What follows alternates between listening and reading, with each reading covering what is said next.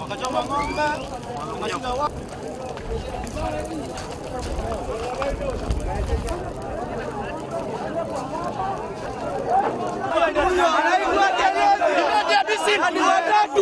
kuna dereva wetu wameshikiwa na manga na akapigwa na akarudishwa Tanzania na polisi. Wakampeleka Tanzania.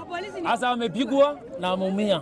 Tunataka kujua kama Kenya inatumia haki tuletoa dereva hapa ndio tufungue barabara. La sivyo hatufungue barabara. Hii magari ya Tanzania zinapitanga hii barabara kila siku.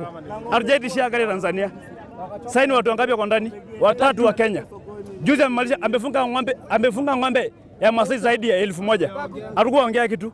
Siji amesema akachoma kuku. Hatukusema kitu. Sasa tunataka kujua leo hii barabara. Wacha Magufuli, serikali ya Magufuli ishie hapo mpakani Tanzania arudi. Na sisi wa Kenya tuishie hapo mpakani ya Kenya arudi. Kama ni tutaishi na yeye, tutaishi venye nataka.